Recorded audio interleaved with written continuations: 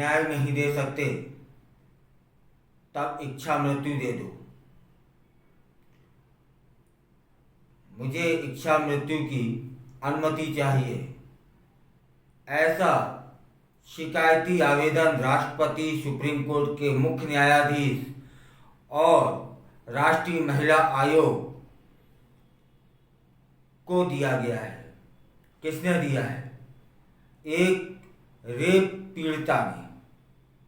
उसका आरोप है कि जज द्वारा कोर्ट रूम में बंद दरवाजा खुलवाकर बयान लिए गए हैं। इसी तरह की एक शिकायत यह की गई है। एक वेबसाइट के अनुसार स्पीड पोस्ट से भेजी गई है जज की शिकायत, जिसमें रेप पीड़िता ने कहा कि जज ने कोर्ट रूम का बंद दरवाजा खुलवाकर मेरे बयान लिए, मुझसे ऐसे सवाल पूछे कि मेरा सिर शर्म से झुक गया। ऐसा होते देख कोर्ट रूम में सभी जितने लोग मौजूद थे वे हंस रहे थे मुझ पर। जज ने मुझे बाजारू लड़की कहा, पूछा कि तुम्हें रेप के बाद पैसे मिल गए हैं कि नहीं। इतना ही नहीं, खुद के लिए भी कहा कि मैं भी जीन्स टी शर्ट पहनकर निकलूंगा तो तुम्हारी जैसी लड़कियां मेरे साथ घूमने निकल जाएंगी। यह एक जज का बयान हो सकता है। जज ताज्जुब है। विस्तार से बताते हैं कि लव जिहाद के एक प्रकरण की सुनवाई में रेप पीड़िता के प्रति परीक्षण के दौरान यह वाकया हुआ था।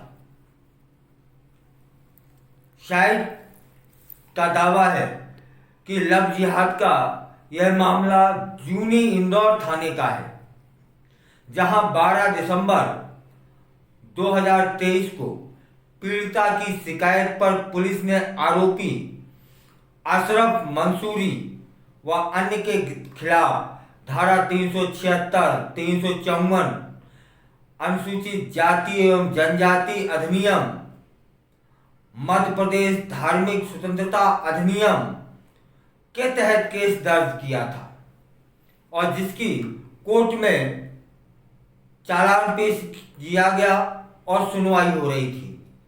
सुनवाई के समय जज के व्यवहार की शिकायत में कहा कि जिन शब्दों के साथ न्यायाधीश महोदय ने मेरे चरित्र का हनन किया है वह स्त्रियोचित गरिमा का हनन है और मेरी इज्जत, मेरा मान, मेरा सम्मान अब वापस लौटना संभव नहीं है।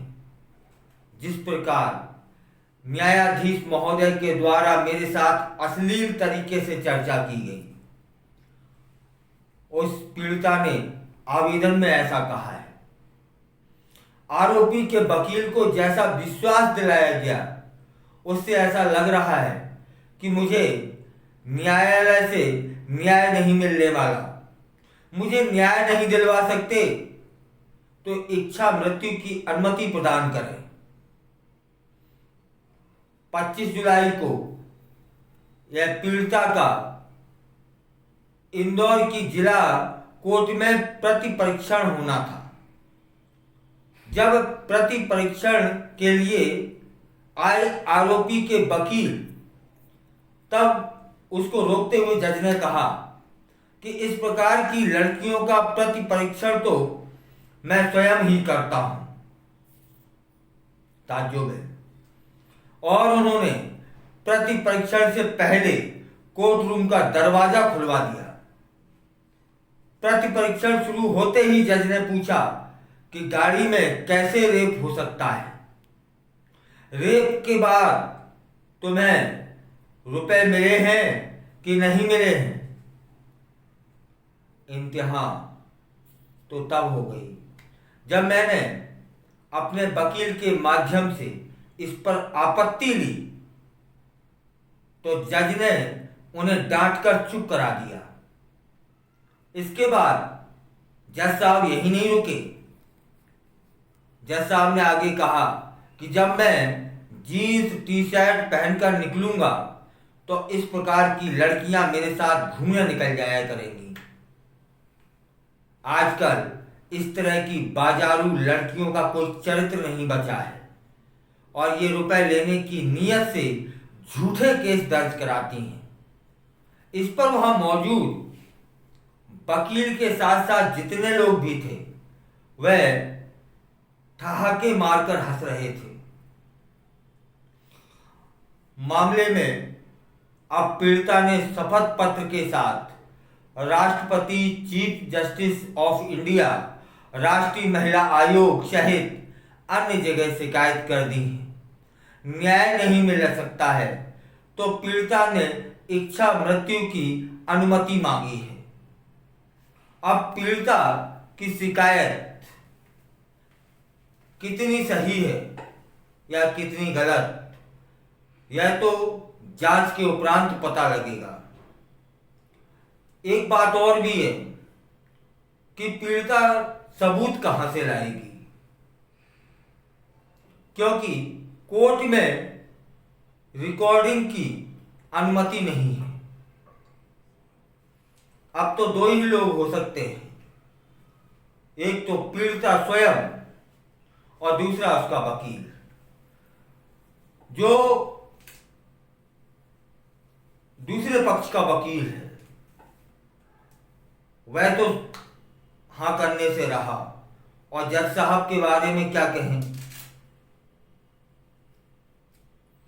लेकिन यदि ऐसा मामला हुआ है, मुझे लगता तो नहीं कि इस हद तक कोई जज साहब जा सकते हैं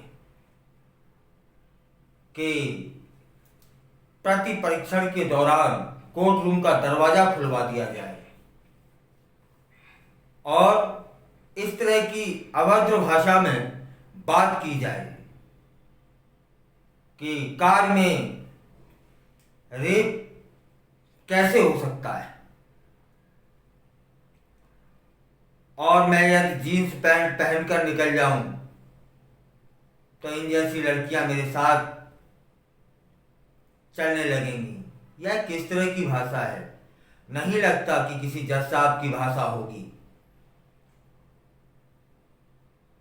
अब पीड़िता ने जो इच्छा मृत्यु की मांग की है, तब मामला गंभीर और संगीन होता नजर आ रहा है कि यूं ही कोई लड़की अपने चरित्र का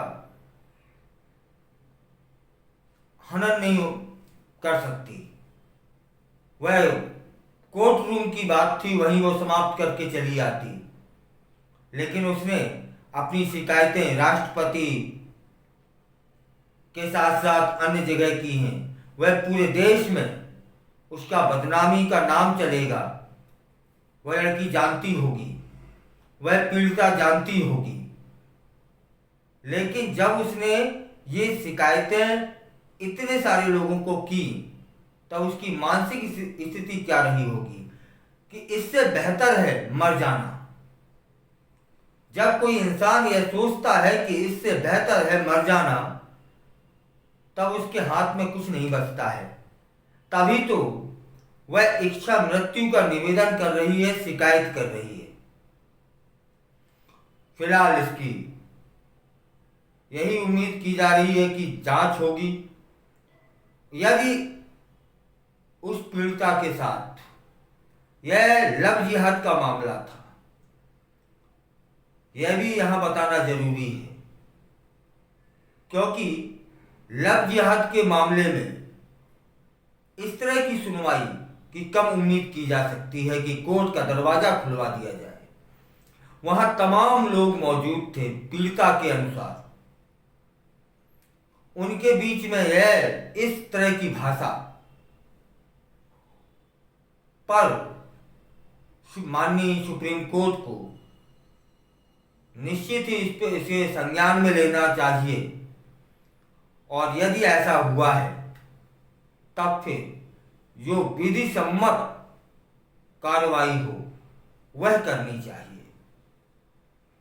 क्योंकि प्रथम दृष्टया यह कैसे मान लिया जाए, यही लगता है ना कि कोई पीड़िता इस तरह से कहाँ यहाँ तक जा रही है, इच्छा मृत्यु मांग रही है, तो उसका जो स्वाभिमान है, जो उसका आत्मसम्मान है, वह तो चकनाचूर हो गया होगा, तभी ना गई। और यहाँ एक पहलू यह भी है कि बहुत मेहनत के बाद, बहुत पढ़ाई करने के बाद कोई जज बनता है, और एक जज साहब इस तरह की भाषा का प्रयोग कर सकते हैं, इसकी कल्पना नहीं की जा सकती। तब यह प्रश्न बनता है कि इस पीड़िता ने राष्ट्रपति महोदया को शिकायत क्यों की। यह भी तो सच है ना